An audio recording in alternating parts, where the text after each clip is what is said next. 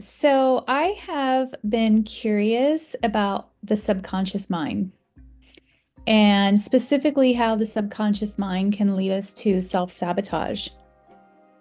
So I'm curious, is the subconscious mind only representative of this incarnation, or is this the soul's subconscious that comes from all of its experiences? That's a good question. We're gonna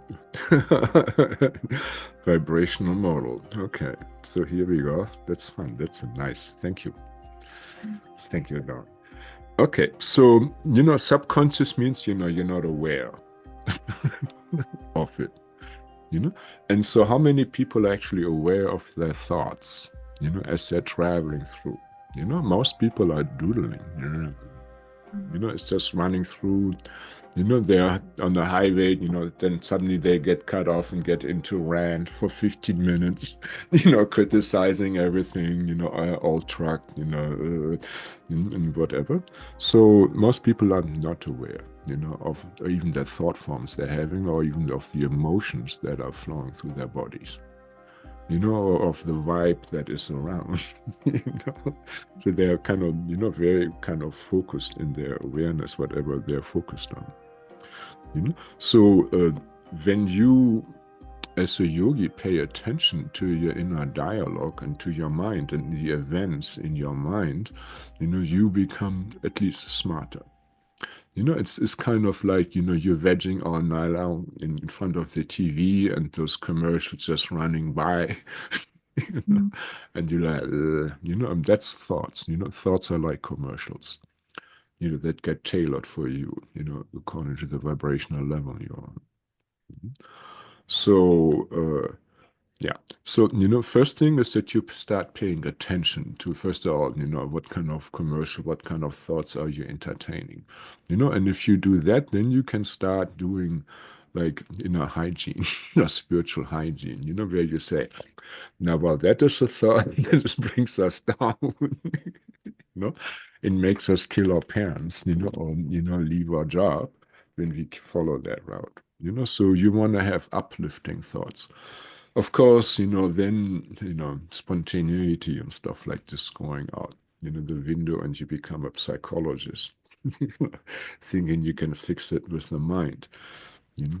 So, the best thing is to have positive thoughts if you start smiling. You know? Where you tune into your divine mind. Automatically when you smile, you tune into your divine mind. Love, joy, happiness, unity, consciousness, positive thought forms start flowing to you, and you are receptive to love. I demonstrate this to all of my clients, right, Natty? Mhm. And so, and as soon as you start frowning, you tune into your lower mind, survival consciousness, anger, fear, jealousy, that kind of stuff.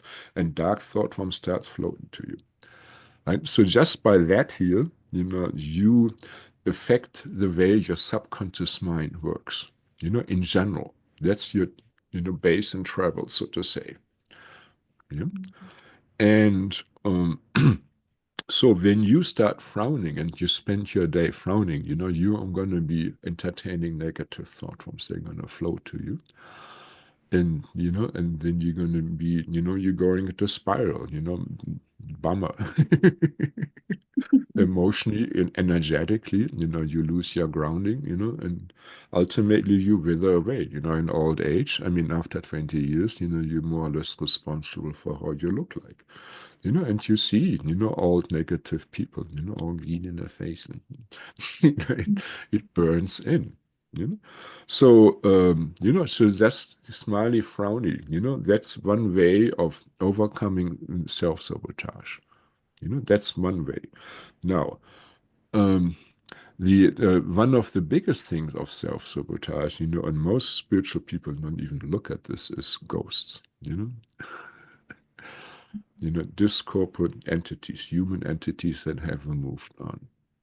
You know, and there is lots of them. Most clients I have, even if they're yoga teacher, they have some ghost writing on them. It happens even to me. Sometimes I pick some ghost. Most of the karmic ones are already picked off. So, but there, can affect you with their telepathy. So a thought is just telepathy. Mhm. So they can be the ones that, hey, then how about the fridge? you know, and so there are many ghosts, depending on whether they're hitchhikers or whether they are karmic ghosts. The hitchhikers, they tend to use your body as an amusement park. Whether it's drinking, drugs, sexual desires, overeating, whatever, suddenly you change, your whole way of being. Now you probably picked up,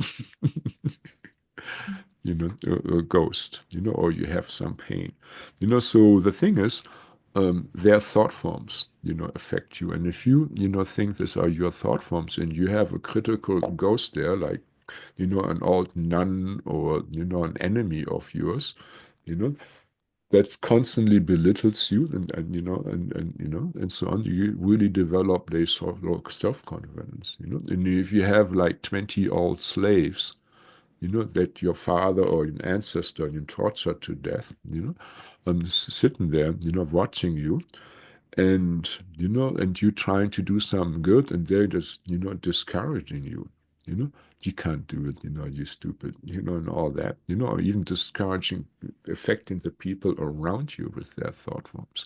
They can do this. You know? That can really, lead you, to self-sabotage, right?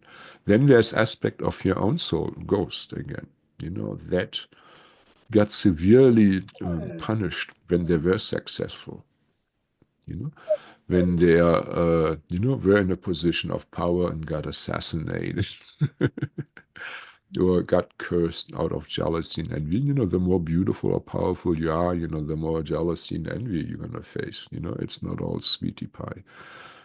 As soon as you drive that right Porsche, you're going to get hated. Comes with the package.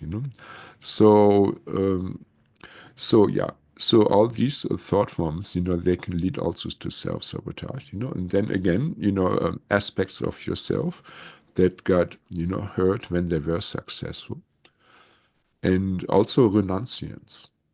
I mean, you have some fanatics in there, monks and nuns and their thing, oh God, getting entangled in business, that's no good. We want to be poor and simple, just like God wanted us, And there, I mean, there can ruin, your relationships. Now we should be celibate. So these are the main reasons. And then there is also curses, and dark thought forms that can bust your life up. And, so in good old times, that was used a lot, even from Egypt, where those things are very, very powerful, or Atlantean stuff, very, very powerful. And what else screws up your life? There are things like vampirism, where you get energetically, drained by ex-lovers, either from this lifetime, or, in all times when you got sacrificed to the Maya, by the Maya, or some Viking dark shaman, I mean, that type of vampire magic has been done in all cultures in the world, I find. So and yeah, and then you have dark beings, like Alpha Draconians and so on, that living off your pain, luge, that whole concept. You know?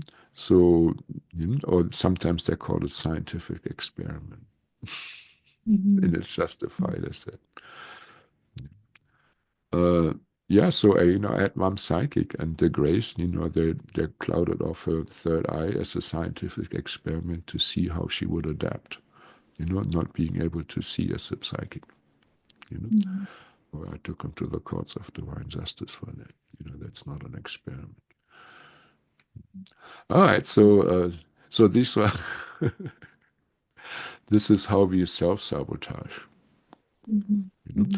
Oh yeah, and then there's other programs. Now this is on the dark side, where military and stuff like this, where you pretty much when you start waking up, they program you to, to commit suicide or, self-sabotage in that way.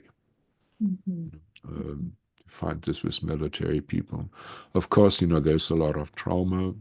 A lot of trauma has been, wiped out.